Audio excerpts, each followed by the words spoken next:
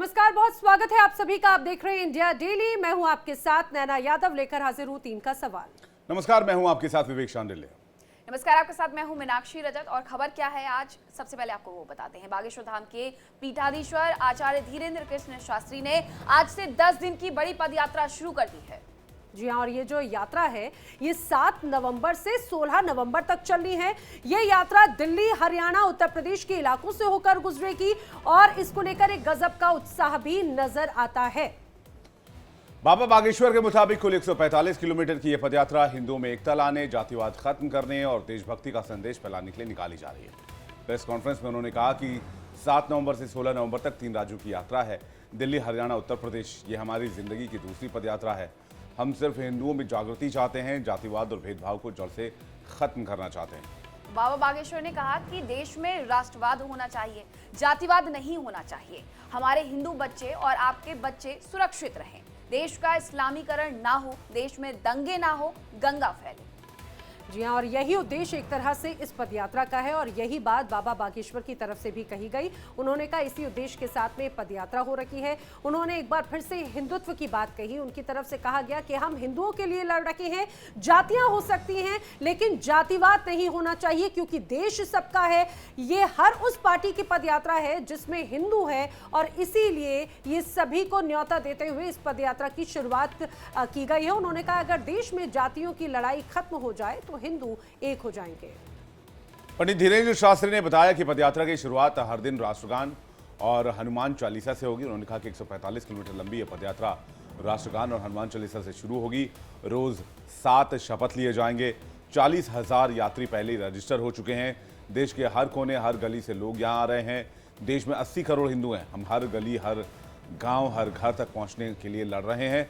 हमारा एकमात्र मकसद हिंदू एकता और सनातन एकता है। हम मुसलमानों के खिलाफ नहीं हैं। हिंदुओं के समर्थन में हम पदयात्रा कर रहे हैं। और जी, इसी मुद्दे पर कुछ देर पहले कथावाचक देवकी नंदन ठाकुर जी से हमारी एक्सक्लूसिव बातचीत हुई। हमारे सहयोगी ने क्या से बातचीत में उन्होंने क्या कहा है, आइए आपको सुनाते हैं। कि जो समाज में इस समय माहौल बना हुआ है स्पेशली हिंदुओं के लिए, वो पूरे विश्व में, चाहे वो पाकिस्तान हो, अफगानिस्तान हो, बांग्लादेश हो, इवन भारत में भी कई प्रदेश ऐसे हैं जहां सनातनियों के लिए प्रॉब्लम्स हैं। तो उस जगह पर हम सभी सनातनियों को एकजुट होकर अपने आप को, अपने परंपराओं को, अपने बच्चों को बचाने का संकल्प लेना होगा। और जो लोग आज इस बात से सहमत नहीं हैं, कल वो दुखी होंगे। और ये जो यात्राएं हैं, अभी हम लोगों ने पहले धर्म संसदें ऑलरेडी कर रखी हैं। धर्म संसद में हम लोगों ने यही चीजें, भगवान मथुरा में कृष्ण जी का मंदिर क्यों नहीं बनना चाहिए, किसको तकलीफ है? क्या भारत में भी, भारत में सनातनियों का, सनातनियों के भगवान का, भगवान के सम्मान का, हमें सम्मान नहीं करने का अधिकार है क्या? इसकी मांग हम नहीं कर सकते हैं क्या? तो ये दुखद है। हम चाहते हैं कि सनातन बोर्ड बने, हमारे मंदिर सरकारों से भी मुक्त हों और हमारे मंदिरों की पवित्रता, स्वतंत्रता बननी चाहिए। इन यात्राओं से जब भी मैं इन्वॉल्व होऊंगा इन सब विषयों में, जब भी मैं यात्रा में जाऊंगा, तो मुझे ये बात करनी है। हम सब चाहते हैं कि मथुरा में कृष्ण मंदिर बने, जैसे राम मंदिर बना अयोध्या में, वैसे कृष्ण मंदिर बने, जमुना जी स्वच्छ हो। मथुरा में नशा मुक्ति नहीं होनी चाहिए। मथुरा में, ब्रज क्षेत्र में नशा नहीं होना चाहिए। मांस और मदिरा की कोई जगह नहीं है ब्रज में। सनातन बोर्ड बनना चाहिए जिससे मंदिरों में सरकारों का हस्तक्षेप ना हो। भगवान के पैसे से, हिमाचल हाई कोर्ट ने कहा है कि सरकार मंदिरों के पैसे से सड़क नहीं बना सकती। गुरुकुलम बनने चाहिए, गौशालाएं बननी चाहिए, हॉस्पिटल्स बनने चाहिए। जो चीजें सनातन धर्म संसद में हमने की थी, जो मांगे हमने रखी थी, वही हिमाचल हाई कोर्ट ने कहा 16 अक्टूबर को। तो हम तो सुप्रीम कोर्ट से भी प्रार्थना करेंगे, इस विषय पे बात करें कि मथुरा में कृष्ण मंदिर बने और हम जितने भी भारत में मंदिर सरकार के अंडर है वो मुक्त हो। आप देखेंगे कि जब भी मैं इस यात्रा में जाऊंगा तो मैं सनातन बोर्ड, कृष्ण भूमि की बात करूंगा। और जितने भी संत हैं, जितने भी महाराज हैं, जितने भी लोग हैं, वो सब चाहते हैं कि मथुरा में कृष्ण मंदिर बने। और धीरेन्द्र शास्त्री जी ने भी इस बात को रखा है फ्रंट पे कि मथुरा में कृष्ण मंदिर राम मंदिर की तरह बनना चाहिए, हमारा ब्रज नशा मुक्त होना चाहिए। तो ऐसी मांगों का हम स्वागत करते हैं और हमारी सरकारों को ऐसी मांगों को सुन के उसे आगे बढ़ाना चाहिए। धक्का लगेगा, थोड़ी दिक्कतें आएंगी, कई बार तुम्हें कंबल न मिलेंगे, पर तुम डटना नहीं, तुम हटना नहीं, डटना, तुम उलझना नहीं, सुलझना, तुम चलते रहना, क्योंकि चलोगे नहीं तो हिंदू एक नहीं होगा, और हिंदू एक नहीं होगा तो भारत हिंदू राष्ट्र नहीं होगा। कौन कौन वृंदावन तक, बांके बिहारी तक चलना चाहता है? पक्का पक्का पक्का। हम भी वचन दे रहे, आप कदम से कदम मिलाकर चलो। हमारी तो बहुत छोटी सामर्थ्यता है, इन संतों की कृपा है, इन संतों का साथ और सनातनियों का हाथ, और नवंबर 7 एक ऐसा दिन आज का होगा जब भारत में एक विचारक क्रांति की यात्रा प्रारंभ हो रही है।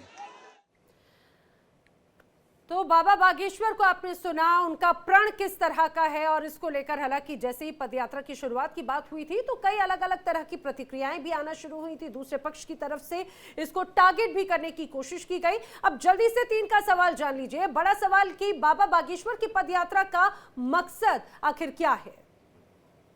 इसी के साथ एक और सवाल ये भी है, दूसरा सवाल कि हिंदू राष्ट्र बनने में आखिर अड़चन क्या है? सवाल ये भी, देश में हिंदुओं को आखिर खतरा किससे है, किस एजेंडे से है, किस चीज से है, और आखिर इस यात्रा का मकसद क्या है?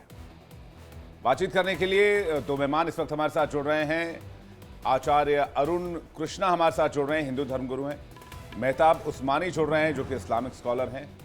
आप दोनों का बहुत बहुत स्वागत है। और मेहताब उस्मानी जी, पहला सवाल आपसे ये कि ये तो वेलकम स्टेप है कि कोई देश को जोड़ने के लिए निकल रहा है, आप लोग कैसे देख रहे हैं इसे? कि ये जो भी ये यात्रा निकल रही है, ये जितनी भी यात्रा निकल रही है इस तरीके की, ये सब लोग सरकार के एजेंट हैं। ये हिंदू मुस्लिम एजेंडे को आगे बढ़ा के 80 करोड़ लोगों को डरा के और वोट हासिल करने के लिए राजनीति कर रहे हैं। ये सरकार के एजेंट है, ये तो साफ जग जाहिर है, इसमें कोई सोचने वाली बात ही नहीं है। क्योंकि आप जिस एजेंडे को आगे बढ़ा रहे हैं, आप कहते हैं सनातन खतरे में। अरे भाई 80 करोड़ 100 करोड़ आदमी किससे खतरे में है, ये भी तो बताए ना। खतरा है किससे? खतरा क्लियर नहीं क्या बताते कि किससे खतरा है, लेकिन खतरा किससे उसको क्लियर एक कीजिए बात पहले, जरा जरूर फिर एजेंडा समझाइएगा। बताइए आपने अपना। कहा कि वोट की लालसा में ये इस तरह से आप इतनी बड़ी बड़ी यात्रा निकाल रहे हैं। अभी आपने तस्वीरें देखी, जो मंच था, उस मंच पे आपको कौन सा ऐसा व्यक्ति आप राजनीतिक ये नजर बताइए, आया? हिंदुस्तान का हिंदू खतरे में है? जो ये लोग डरा रहे हैं आपको, कौन कहता है कि हिंदू खतरे में है? ये लोग कहते हैं, क्योंकि ये ऐसा नहीं कहेंगे तो वोट नहीं मिलेंगे। ये तो सरकार के एजेंट के रूप में काम कर रहे हैं। मेहताब उस्मानी, अगर आप तक मेरी आवाज पहुंच रही हो तो मुझे एक बात बताइए कि राजनीतिक व्यक्ति कौन सा आपको इस दौरान मंच पे नजर आया? आप इस रूप में कैसे देख रहे हैं, और आपको ऐसा क्यों लग रहा है कि राजनीतिक या वोट बटोरने के लिए? राजनीतिक व्यक्ति की जरूरत नहीं है, जब राजनीतिक व्यक्तियों का काम आपके बाबा जी कर रहे हैं। ये भी तो वही एजेंडा फैला रहे हैं जो सरकार फैला रही है। आप मेरी आज तक एक बात समझ नहीं आई कि 100 करोड़ आदमी को खतरा किससे है? अरे 100 करोड़ में तो 20 देश बन जाएंगे। 100 करोड़ आदमी को आप डरा रहे हैं। इसी मानसिकता से खतरा है। मुस्लिम राष्ट्र बन जाएगा, 100 करोड़ से 20 देश, भाई डरा किसको रहे हैं? 100 करोड़ से 20 देश बनाने वाले लोगों से ही खतरा है। अच्छा, 100 करोड़ लोगों को किससे खतरा है, जरा दोबारा बताएंगे सर? आपने कहा ना 100 करोड़ में 20 देश बन जाएंगे, इसी लाइन से खतरा है। तो इस लाइन से खतरा आपको होना चाहिए ना भाई, आपके लोग हैं, 100 करोड़ तो आपके लोग हैं ना, तो आप आपस में डिसाइड कर लिए देश बनाने हैं या एक साथ रहना है। मतलब ये तो आप डिसाइड करके हम कौन है? हिंदुस्तानी नहीं करते। हम कौन है डिसाइड करने वाले? मेहताब उस्मानी जी, मतलब आपके लिए हिंदू स्वीकार ही हमारे नहीं है। हमारे नाम पे आप ना डराएं लोगों को। आपको जो करना है करें, लेकिन मुसलमानों का नाम ना ले। मस्जिदों को बोलो कि आप हिंदुओं को डरा हर शुक्रवार को जो हमारा नाम ना ले। हर शुक्रवार को हमारे नाम से क्या मतलब है? आप लोग मुस्लिम एकता की बात नहीं करते हैं क्या? अरे मुस्लिम एकता की बात तो हम करेंगे जब हम खतरे में होंगे। हम तो खतरे में नहीं, मतलब मुस्लिम एकता की बात होती ही नहीं, आप ये कह रहे हैं? खतरे में नहीं है, हम तो बड़ी आराम से रह रहे हैं देश में। आप खतरे में हैं, 100 करोड़ आदमी। आप देखो क्या करना है। आपको किससे खतरा है बताइए लोगों को। ठीक है मेहताब जी, आपकी बात हमने सुन ली। आचार्य अरुण कृष्ण जी जरा जवाब भी दीजिएगा और ये भी बताइएगा कि जो 40,000 लोगों ने इस यात्रा में शामिल होने के लिए अपना रजिस्ट्रेशन करवाया है, वो सब खतरे में है और वो सब किसी न किसी एजेंडे के लिए आए हुए हैं, उनकी कोई धार्मिक भावनाएं नहीं हो सकती हैं?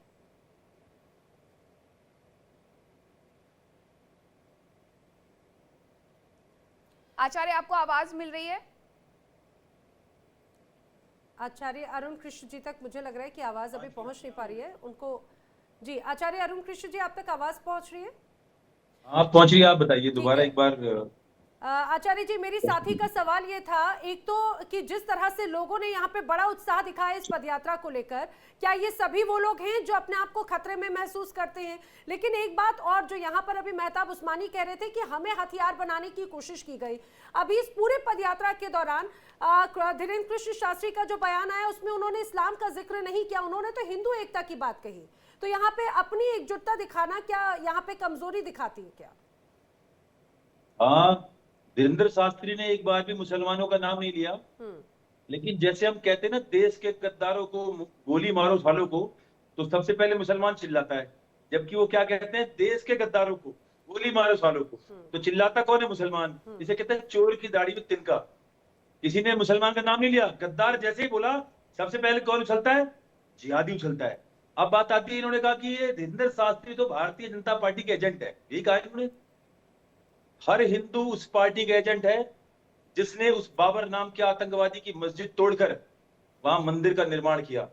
हम उस पार्टी के एजेंट हैं। हाँ, हम उस पाकिस्तान के एजेंट नहीं हैं जहां इन मुसलमानों ने अपनी 5 लाख छोरियां यानी कि महिलाएं, 5 लाख लड़कियां इन्होंने पाकिस्तान में ब्याह रखी हैं। ये कितने बड़े गद्दार इस देश के हैं कि इनको इस देश के अंदर, चलो मुसलमान से ही तो ब्याह करना है आपको, तो 25 करोड़ मुसलमानों में आपको लड़का नहीं मिला, ये लड़का लाते हैं पाकिस्तान से। नहीं, लेकिन आचार्य की सारी पूरे मुस्लिम धर्म को एक साथ दोषी ठहराना क्या सही है? एक साथ आरोप लगाना सही है जो काम आप कर रहे हैं? इससे राष्ट्रीय एकता खंडित नहीं होगी? चलिए, कोई राष्ट्रीय एकता नहीं है, ये सारी बातें गुड कॉप बैड कॉप सब पुरानी बातें हैं। चलो एक बात बता दीजिए, अगर अच्छे मुसलमान हैं तो कुरान में स्पष्ट शब्दों में लिखा हुआ है कि विवेक सांडल्य जी, नैना यादव, मैं, मीनाक्षी जी, हम सारे भगवान राम और कृष्ण की मूर्ति की पूजा करते हैं और किसी न किसी आकार की, किसी न किसी आराध्य को किसी आकार में पूजा करते हैं। हम अल्लाह को नहीं मानते, हम तो ये मानते कि अल्लाह जैसी कोई चीज ही नहीं है। तो बता दे कि अल्लाह बलात्कार को, 6 साल की बच्ची के बलात्कार को माफ करेगा या काफिर को माफ करेगा? सबसे बड़ा अल्लाह के लिए गुनाह अजीम क्या है? शिर्क है या 6 साल की बच्ची का बलात्कार? ये जो बैठे हुए इनसे बोलना आए बाएं साए टाए पाए पाए नहीं, स्पष्ट शब्दों में बोले कि अल्लाह के लिए गुनाह अजीम क्या है, शिर्क है या बच्ची का बलात्कार। लेकिन आचार्य अरुण कृष्ण जी इस बात का जवाब तो लेंगे, लेकिन जल्दी से आप एक बात ये बता दीजिए, ये जो बड़ा उत्साह, बड़ी तस्वीर नजर आ रही है, क्या ये उत्साह, ये तस्वीर दूसरे धर्म को डराने के लिए है या फिर ये जो बड़ा उत्साह नजर आता है ये तो अपनी एकजुटता या अपनी धार्मिक भावनाओं को लोग दर्शा रहे हैं, वो अपने आराध्य को पूजने जा रहे हैं, तो इससे किसी को आपत्ति? हिंदू राष्ट्र क्यों चाहिए? सवाल इस बात को लेकर है। मैं दोनों बातों का उत्तर दूंगा। हाथी के निकलते हुए हमने अपनी गली में देखा, एक हाथी निकल रहा था तो कुत्ते देख के उसको भौंकने लगे। तो किसी ने पूछा कि भाई एक बात बताओ, हाथी तो चुपचाप निकल गया, आप उसे क्यों भौंक रहे हो? तो कुत्ते ने कहा कि हाथी का आकार और उसके प्रति लोगों का सम्मान देख के हमें घृणा, चिढ़ और असुरक्षा की भावना से हम उस हाथी के आकार को देख के डर के मारे भौंक रहे हैं, जबकि हाथी ने कुत्ते को कुछ कहा नहीं था। अब आते हैं आपकी बात कि हिंदू राष्ट्र क्यों चाहिए। ये देश, पटेल साहब के स्पष्ट शब्दों में पटेल जी ने कहा 100% मुसलमान पाकिस्तान बनाने के पक्ष में थे, तो ऐसा इनका क्या हृदय परिवर्तन हुआ कि केवल 30% मुसलमान पाकिस्तान में गए और बाकी सारे यहां रह गए। ये ऐसे रह गए क्योंकि मुसलमान पूरी दुनिया को 3 खंडों में बांटता है। दारुल इस्लाम, जहां पर इस्लाम नाफिज हो चुका है, दारुल अमन, जहां पर इस्लाम की यानी कि मुसलमानों की संख्या कम होगी, जहां इनकी पिटाई होगी, और दारुल हरब जहां पर इनकी संख्या 10% 20% पार कर जाती है, तो भारत भूमि इन मुसलमानों के लिए दारुल हरब है, यानी कि संघर्ष की भूमि। इनका काम है, जब तक अल्लाह का, मोहम्मद ने इनके एक शब्द दिया, गजवाए हिंद, गजवाए ब्रिटेन, गजवाए पर्शिया, गजवाए कुछ और नहीं, गजवाए हिंद, भारत पे कब्जा करना ही इस्लाम का मूल ठीक है, है। मेहताब उस्मानी से जवाब लेते हैं। इसीलिए कई सारे एक सवाल मिनट, पूछ लिया मेरी पूरी बात होने दीजिए, मेरी पूरी बात होने दीजिए। जब एक देश इस्लामिक विचारधाराओं पे पाकिस्तान बना, तो किस गद्दार ने इस भारत भूमि को सेकुलर किया? इन गांधियों ने, इन भूरे विदेशियों ने इस भारत भूमि के अंदर 1971 में सेकुलर शब्द डाला। ये देश हिंदू राष्ट्र है और अपनी जीवन की अंतिम सांस तक हम उस गद्दार आतंकवादी के खिलाफ लड़ते रहेंगे जो इस देश की हिंदू विचारधारा, सनातन विचारधारा के विरुद्ध एक शब्द भी बोलेगा या अपनी आवाज उठाएगा या देश से गद्दारी करेगा। और इन्होंने एक और आपने तमाम बातों का जिक्र किया, आप एक बार जवाब भी ले लेते हैं। उत्तर प्रदेश में एक मस्जिद में, केवल एक मस्जिद के अंदर आचार्य आपके पास लौटते हैं, आचार्य आपके पास लौटते हैं, लेकिन मेरा सवाल ये है कि जो ये जनसैलाब उमड़ा है मेहताब जी, क्या उसे देख करके डर लग रहा है? डर आप लोगों को सता रहा है, क्योंकि आप तो ये कह रहे हैं कि जिन लोगों को डर है वो सड़कों पर उतरे हैं, लेकिन हमें ऐसा लग रहा है कि जो सैलाब उमड़ा है उसे देख करके आप डरे हुए नजर आ रहे हैं। हम क्यों डरेंगे? जब आप एक तरफ आप कहते हो कि किसी को डराने के लिए अपने धर्म के लिए प्रचार कर रहे हैं वो, तो हमें क्या डरने की जरूरत है? वो अपने धर्म का प्रचार करें। हमने तो सिर्फ एक शब्द कहा है कि वो हमारा नाम ना ले, वो धर्म का प्रचार करें, चाहे इससे बड़ा जन सैलाब लेके जाए, हम पे क्या फर्क पड़ता है? और अभी बाबा जी बड़ी शब्दों में बात कर रहे थे अल्लाह की, और इनकी बात का जवाब दे दो अगर आप कहें तो। मैडम जी आप मुझे ये बता दीजिए, आपके धर्म में कोई आम आदमी भगवान बन सकता है बाबा जी? और वो भगवान बने और वो अपने उस शिष्य का बलात्कार कर ले, तो ये आपके धर्म में कहीं लिखा है? या आपका भगवान कहता है कि तुम मेरी जगह ले लो? आपका भगवान कहते हैं कि मेरी जगह ले लो। पहली बात तो ये कि किसी व्यक्ति को भगवान बनने का दर्जा नहीं दिया जाता। सुनिए मैं आपको यहाँ करेक्ट कर दूं, और किसी व्यक्ति के कर्म जो होते हैं हमारे यहाँ उसको ज्यादा प्राथमिकता दी जाती है। व्यक्ति के कर्म, यही बाबा जी को स्कूल जाने की जरूरत थी, इनको ये समझ लेना चाहिए था कि अल्लाह हो या भगवान हो, मैडम अल्लाह हो या भगवान हो, किसी को गलत काम करने की इजाजत नहीं देता। ये बात में बाबा जी को समझानी चाहिए। स्कूल जाते तो पता भी चलता क्या समझ सही है क्या गलत है। ये तो मुंह वो पूछ रहे हैं, उनका सवाल सीधा ये था मेहताब उस्मानी जी, क्या कान में आके उनका सवाल मेहताब उस्मानी जी, बाबा जी ये काम करना है ये नहीं करना। मेहताब उस्मानी जी, हम जिस चीज को हमने देखा नहीं, हम तो अल्लाह ताला को हमने देखा नहीं। मेहताब उस्मानी जी, निराकार वो शिर्क बड़ा गुनाह है करते हैं या बलात्कार बड़ा गुनाह है, वो ये पूछ रहे थे। आप ये मुझे बताइए, उन्होंने पूछा शिर्क बड़ा गुनाह या बलात्कार बड़ा गुनाह है? भगवान बन सकते हैं बाबा जी, आप भगवान बन सकते हैं? सवाल का जवाब उन्होंने बोला दाएं बाएं नहीं घूमिए, ये बताइए शिर्क बड़ा गुनाह है या बलात्कार बड़ा गुनाह है? दोनों बड़े गुनाह है, बड़ा शिर्क भी और बलात्कार भी, दोनों बड़े, दोनों बराबर। बड़ा छोटा गुनाह, बड़ा छोटा क्या होता है भाई साहब? हाथ काटना भी गुनाह है और गर्दन काटना भी गुनाह है और मार देना भी गुनाह है। अगर आपके घर में बच्चे आपके जेब से कुछ निकाल ले वो भी गुनाह है, तो हाथ काट देंगे आप? कुरान में अल्लाह ताला ने कहा छोटे से छोटा और बड़े से बड़ा गुनाह है, उसकी कंपेयर नहीं कर सकते। ठीक है, अरुण कृष्णा जी आपको कुछ कहना चाह रहे हैं? गुनाह के चुप कराइए इनसे। एक एक करके बोलिए। ये पूरी तरह झूठ बोल रहे हैं। आप सूरा आयत नंबर 2.98 चेक कर लीजिए। सांडिल्य जी मूर्ति की पूजा करते हैं, हम केवल 2 मूर्ति की पूजा करते हैं। और दूसरी बात, जिस धर्म के बारे में ज्ञान ना हो इनको बोलो टिप्पणी करना बंद करें। भगवान हम प्रकृति की भी पूजा करते हैं। हर वो वस्तु, प्रकृति का हर वो हिस्सा जो प्राणदायिनी है, प्राण देता है, भोजन देता है, हम उसे भगवान का स्वरूप मानते हैं। ये क्या जाने पंचल छाप, इन्हें क्या पता धर्म क्या होता है? 1400 साल पहले ये उगे हुए हैं, ये हमें धर्म समझा रहे हैं। आज भी हैदराबाद के अंदर 8-8 साल की बच्चियों को मुत्ता निकाह के नाम पर बलात्कार होता है। 2-2 दिन के लिए लड़कियां बेची जाती है मुसलमानों की। इनके सामने पूछो। और उसी ओवैसी के गढ़ के अंदर आते हैं रवि। ठीक है, थोड़ा सा डिविएशन हो गया, एक दूसरे के धर्म पे आ गए। और लड़कियां खरीद के ले ठीक है, पूछो आचार्य, ठीक है आचार्य एक दूसरे के धर्म पे आ गए।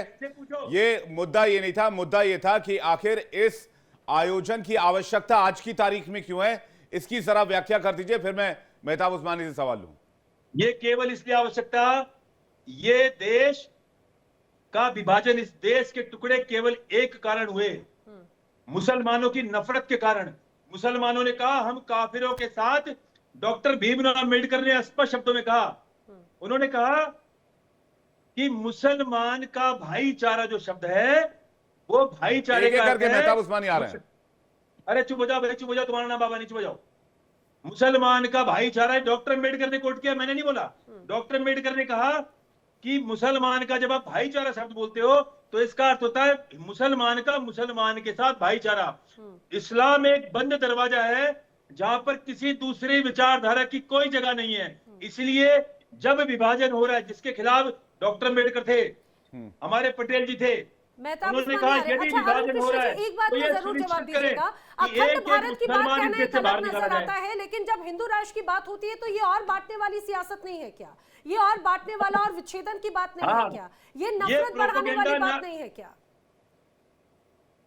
ये हिंदू राष्ट्र, ये आज से मात्र 10 वर्ष पहले आंशिक रूप से इस देश को मुस्लिम राष्ट्र की तरह चलाया जा रहा था। सारा बानो केस उसका जीवंत उदाहरण है। सुप्रीम कोर्ट के वर्डिक्ट को बदला गया और पूरी धरती को, आप सोचिए मेहताब क्या उस्मानी। षड्यंत्र इस देश का नाश करने के लिए। 10 लाख किलोमीटर वर्ग भूमि, 10 लाख एकड़ वर्ग भूमि यहाँ पर वक्फ के नाम पे घेरी गई है और इतनी भूमि पाकिस्तान को दे दी गई। हमारी भूमि के चलिए, आपने टुकड़े जो बातें कही केवल है, इस्लाम मेहताब नाम उस्मानी की जी से इस विचारधारा पर के जवाब भी कारण ले हुए लेते हैं। हैं। तो और ये देश मेहताब अगर जी, बचता है, आचार्य जब अरुण आपने कृष्ण कह आपके दिया कि पास आप लौटें, मुसलमान लेकिन हो, उसके पहले मेहताब आप- उस्मानी जी से सवाल भी ले लेते हैं कि आप जवाब भी दीजिएगा। और एक सवाल मेरा ये भी है कि ये कोई पहली पदयात्रा नहीं है, दूसरी पदयात्रा है। पहली पदयात्रा भी मध्य प्रदेश में निकाली गई थी, छतरपुर से लेकर के ओरछा तक। उस दौरान भी कुछ ऐसा ही बवाल देखने को मिला था, कुछ लोगों को बहुत ज्यादा दिक्कत हो रही थी और वही दिक्कतें इस बार भी हो रही हैं। मैडम देखिए, पहली बात तो ये कि हमें इस किसी भी यात्रा से कोई ऐतराज नहीं है। सरकार आपकी है, आप यात्रा निकालो ना सरकार तो निकालो, सबकी है। आप लोगों को डराओ ना हमारा सुन लीजिए, हमारा इसमें रोल नहीं है कोई। ठीक है। और बात हिंदू राष्ट्र की बार बार बात करते हैं, नेपाल भी तो हिंदू राष्ट्र था, कितनी बड़ी बगावत हुई अभी सरकार हटने में, वहां तो कोई मुसलमान ने बगावत ही नहीं करी। वो कौन थे? वो भी तो हिंदू ही थे ना, वो हिंदू जिन्होंने राष्ट्र के लिए करी। बगावत कर रहे थे, वो उन्होंने राजशाही के लिए बगावत की, कर रहे जिन्होंने थे। सत्ता पलटी वो हिंदू थे या मुसलमान थे? मुझे इस वो बात का जवाब राजशाही के चाहिए, लिए वो कर हिंदू रहे राष्ट्र था या थे, नहीं था उनको नेपाल? पुराना सिस्टम चाहिए था। नेपाल हिंदू उनको राष्ट्र था, नेपाल एकजुट चाहिए बगावत था। हुई, सत्ता पलट हुई, नहीं तो उससे पहले बांग्लादेश में हुआ था। बांग्लादेश में कितने हिंदू थे जिन्होंने बगावत की थी? यार मेरी बात ये सुन इस लीजिए। तरह का लॉजिक ना आप कहते हो बेसिर पैर का कि लॉजिक है। हम मेहताब हिंदुओं को एक उस्मानी, साथ जोड़ते हैं, तो भाई साहब तो मैं नेपाल जोड़ में देता हूं। सारे हिंदू थे, फिर कैसे गए आपस में? नेपाल से पहले आपस बांग्लादेश में कैसे हुआ था। टूटे? बांग्लादेश में कौन था? पाकिस्तान में आए दिन होता है, पाकिस्तान में हो रहा है। एक इराक मिनट सीरिया सुनिए, में हुआ, बांग्लादेश अफगानिस्तान में बाकी हुआ। मत करो। मैं कह रहा की हूं, बात कर आप रहे हैं, गिने ना, हिंदू राष्ट्र मैं थोड़ी है गिनवा रहा बांग्लादेश, हूं, पाकिस्तान, मैं गिनवा रहा हूं आपको। बांग्लादेश, पाकिस्तान, लीबिया में हिंदू हुआ, राष्ट्र नहीं है, सर, नाइजीरिया हिंदू में राष्ट्र हुआ, की बात करो मैं आप। गिनवा रहा हूं कहां जिसकी कहां आप कहां बात हिंसा कर हो रहे रही हैं, है। उसकी बात करो ना। अरे गिनिए ना कहां कहां हिंसा हो रही उसकी है। बात करो। आपने उसकी कहा बात करो आपको ना, बस वहाँ नेपाल क्यों नजर रुके आता हुए? है, क्यों पूरे आपको विश्व में प्रत्येक सिर्फ एक कहीं ना नेपाल कहीं दिखा। सत्ता ने लोगों को सताया, लोगों को सताया, अरे भाई इसलिए साहब, परिवर्तन हुआ सत्ता का। आप कह रहे हैं आप हिंसा नहीं नेपाल करते। में कहीं ना मैं ये कहीं कह रहा हूं, मैं भी नहीं कह रहा हूं आप हिंसा सत्ता करते हैं। का दुरुपयोग करके लोगों को सताया गया, इसलिए बांग्लादेश वहाँ में ऐसा परिवर्तन क्यों हुआ? सत्ता बांग्लादेश में परिवर्तन। कौन हिंदू था हिंसा करने वाला? पाकिस्तान में कौन है हिंसा करने वाला? सर, अफगानिस्तान वो में कौन है? हिंदू राष्ट्र है ही नहीं। मैं तो इराक में कहता कौन हूँ, है? उनमें कुछ सीरिया भी में हो। कौन है? वहाँ आप सत्ता जवाब पलट दीजिए। होती रहती है, क्या पाकिस्तान में सत्ता पलट नहीं होती? मिडिल मुस्लिम ईस्ट राष्ट्र में है, क्या मिडिल ईस्ट में बांग्लादेश क्या में स्थिति सत्ता है? पलट नहीं होती? मुस्लिम राष्ट्र है, तो मुस्लिम आप ये अफ्रीकन कैसे कह कंट्रीज में सकते क्या हो स्थिति है? गारंटी से कि हिंदू राष्ट्र बनने के बाद सत्ता पलट नहीं होगी? आप मैं ये कैसे कह कह रहा सकते हूं, हो? मैं कह रहा आप हूं, बताइए, गारंटी लो आप। मैं जो कोई बाबा गारंटी ये लेने के लिए थोड़ी बैठा लेके हूं। निकल रहे हैं, इनको सुनिए, बोलो गारंटी ले आप। मैं बस क्या आप सताओगे मेहताब नहीं उस्मानी लोगों जी, मेरा एक सीधा सा हिंदू राष्ट्र सवाल बनने है। के बाद? उन्होंने कहा हमें मुस्लिम धर्म से कोई आपत्ति नहीं है। आप लोगों को पता नहीं क्यों तकलीफ हो जाती है। हमें आपकी यात्रा से आप कोई वंदे मातरम आपत्ति नहीं बोलेंगे। वंदे मातरम के खिलाफ आज 150 वर्षों का जश्न मन रहा है पूरे देश में। आपके लोगों ने कह दिया नहीं बोलेंगे जी वंदे मातरम। अब वंदे मातरम कोई धार्मिक मनारा थोड़ी है। वंदे मातरम उस सरजमी को सलाम है जिस सरजमी पर हम रहते हैं, जिस भूमि में हम जन्म लिए हैं। मैं आपकी बात का जवाब दे दूं। आप किसी को जब मिलते हैं तो आप नमस्ते करते हैं? मैं किसी को मिलता हूं सलाम करता हूं। आदाब आप करते हैं, दोनों जय श्री राम का करते हैं, दोनों का एक है राम ना? राम करते हैं, बहुत एक सारी है, चीजें दोनों करते का हैं। या नहीं, आप मुझे इतना बताइए। आप केम किसी शो को करते मिलोगे हैं, नमस्ते करोगे, मैं कसकाय किसी को करते मिलूंगा हैं, सलाम वलक्कम करूंगा। करते हैं। अगर आप वंदे मातरम बोल रहे हैं और मैं मादरे वतन बोल रहा हूं तो इसमें अंतर क्या है? आप बताइए, आप अंतर क्या है हम भी मातृ वतन बोल सकते हैं। क्यों आप वंदे आपके मातरम कहने फिर क्यों से नहीं बोल सकते? वो मेरी इच्छा है। यहाँ इच्छा से थोड़ी हिंदुस्तान देश चलता में है। हर आदमी आजाद है, वो क्या बोलेगा इस क्या नहीं देश बोलेगा के ये खुद डिसाइड संविधान करेगा, में आपकी मर्जी से नहीं करेगा। इस देश के आप संविधान किसी में पे जोर राष्ट्रगीत के तौर पर जबरदस्ती वंदे करके मातरम बुलवा है, सकते। यानी इस देश का संविधान नहीं मानते आप, सिंपल सी बात है। संविधान में कहाँ लिखा है कि कंपलसरी आपको बोलना ही बोलना है? बताइए मुझे। कंपलसरी नहीं बोलना कहाँ है, लिखा है लेकिन संविधान में कौन लिखा हो, से चैप्टर संविधान में लिखा कई है? चीजें कंपलसरी नहीं है। नहीं, वो तो संविधान विरोध कर पढ़िए, करके उसको संविधान में बदलवाया ये गया लिखा ना। है। मैं पढ़ा हुआ हूँ, आप पढ़ के बदलवाया आइएगा। गया ना। अब स्वतंत्र है, वो आजाद है, वो जो चाहे बोल सकता है, जो ना चाहे उसकी इच्छा है ना बोले। राष्ट्रगीत पढ़ने के लिए जबरदस्ती भी नहीं है आपको किसी ऑप्शन से। चाहिए। हाँ, जबरदस्ती कौन नहीं सा है ना, संविधान आप लोगों को पढ़ा रहे हैं? जबरदस्ती नहीं है ना, अरे वो मातृवतन संविधान बोलने की पढ़ाइए जबरदस्ती जिसमें नहीं ये है, लिखा है। तो फिर वंदे मातरम क्यों नहीं बोला जा रहा आपसे? परिभाषा ही आप लोगों को समझा दीजिए। आचार्य अरुण कृष्णा जी कुछ कहना चाह रहे हैं? नहीं, ये साफ साफ ये आप लोगों की दिक्कत नहीं है, ये जो बात है कि आप दूसरे के धर्म को एक्सेप्ट नहीं करना चाहते, उनके धर्म की विचारधारा को, जो बात आचार्य कह रहे हैं कि आप लोगों ने एक तरह से बंद दरवाजा कर रखा अपना है। धर्म है तो हम एक्सेप्ट क्यों करें? हमने तो आपसे नहीं कहा सलाम हमारा करो। भी अपना धर्म है, तो आप क्यों घुसे जा रहे हैं भाई साहब? तो फिर हमने तो नहीं कहा ना आपसे सलाम करने के लिए, तो फिर आप हमसे वंदे मातरम के लिए क्यों बोलते अरे हो? आप बार-बार? नहीं कहते हाँ, तो फिर हिंदू राष्ट्र हो जाने दीजिए, बोलिए। हाँ तो हिंदू राष्ट्र हो जाने दीजिए फिर। तो हमने कब मना करी? हमने कब रोका है आपको? हमने कब अच्छा। रोका है सर आपको? अच्छा, दुनिया नेपाल भी तो हिंदू राष्ट्र अभी ही है। एक आप लोग सिटीजन अमेंडमेंट एक्ट पर, अभी सिटीजन अमेंडमेंट एक्ट पर जिसका इस देश के मुसलमानों से कोई लेना देना नहीं, उसमें पूरे देश को घेर कर बैठ गए, शाहीन बाग में रास्ता जाम कर दिया 6 महीने के लिए, और कहते हैं हमने कहा बोला। देना था तभी उसका विरोध हुआ है।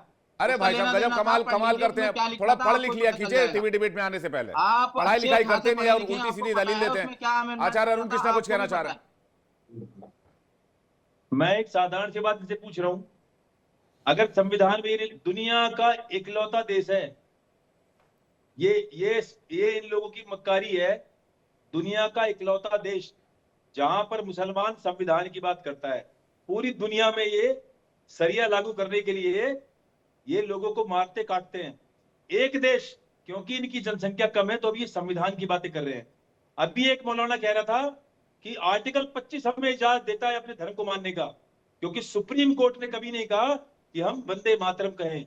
तो जब सुप्रीम कोर्ट राम मंदिर के लिए निर्णय दिया तो यही तो उसको क्यों नहीं एक्सेप्ट करते? बिल्कुल सही बात है कि राम मंदिर को तोड़ नहीं, देंगे। वो कहते फिर हमारी मर्जी है, हम माने चाहे नहीं माने, कोई दबाव थोड़ी है। एक बात और पूछता हूँ, क्या ये जो बैठे हैं, जो भी नाम है, नाम नहीं आता इनका, क्या ये मानते हैं कि पाकिस्तान आतंकवादी देश है? एक प्रश्न पूछूंगा इनसे, क्या ये मानते हैं कि पाकिस्तानी आतंकवादी देश है? नहीं, वो तो हर हिंदुस्तानी मानता है। हाँ, नहीं, मुसलमान के लिए कह रहा हूं मैं, क्या ये मानते हैं? अगर ये मानते हैं, मेरा जवाब प्रश्न ले पूछना लेते हैं, इनसे। फिर चर्चा की एंड की हाँ, तरफ पूछिए है जरा। मेहताब उस्मानी। ये क्या है वो आप जाकर यूएनओ में तो रखो इस चीज को। पूछो, आप जो पूछो पूछो पाकिस्तान एक में बार, भाई जैसे कौन हो मैंने- आप? मेरे से सवाल करते हो? मैं पाकिस्तान का प्रधानमंत्री हूँ, मैं अरे इंडिया आप में रहता हूँ, इंडिया की बात भारतीय करो ना, मुसलमान हिंदुस्तान तो की बात हैं, करो आप। भारतीय मुसलमान तो हैं, कह दीजिए। कोई प्रश्न है, उसके मैडम बाद इस जवाब आप दीजिएगा। मुझसे हिंदुस्तान की बात करो, मैं पाकिस्तान के बारे में क्या जानता हूँ? मैं गया ही नहीं कभी पाकिस्तान, ना अरे मेरे मैं कम से संपर्क है। बाबा जी के अरे संपर्क है, मेहताब इनको पता है क्या उस्मानी जी, होता है पाकिस्तान। पाकिस्तान जाएंगे तो लौट हममें के से भी कोई ना नहीं। पाएंगे, ये भी जरा समझिए। आप मैं आऊंगा नहीं लौट आप के ये शुक्र पाकिस्तान गया तो मनाइए मुझे आने कि नहीं आप देंगे, वो हिंदुस्तान वहीं पकड़ की के सरजमी बिठा पर लेंगे। हैं, और और मैं यही क्यों जाऊं? बात है, यही बात है। पाकिस्तान तो अपने देश में आतंकिस्तान खुश है। हूं, आप मुझे आप कोई एक दिक्कत एक नहीं है। शब्द भी उस चीज को लेकर ये बोल देते, यही शब्द, यही तो सवाल पूछा जा मैं रहा था। अपने देश में खुश हूँ, मुझे पाकिस्तान Yes. जाने की जरूरत नहीं है। मैं बहिष्कार करता हूँ अगर पाकिस्तान का, जिस मेरे को देश कोई में मतलब नहीं रहकर खुश है पाकिस्तान तो मुझे से। लगता है बाबा वहाँ जी से के पूछो ये क्यों संविधान जाना और चाहते वहाँ हैं? की सरजमी को अगर प्रणाम करते हैं तो उसको प्रेम जताना और करने में, या फिर उसके प्रति अपनी भावनाएं व्यक्त करने में भी कोई आपत्ति नहीं होनी चाहिए।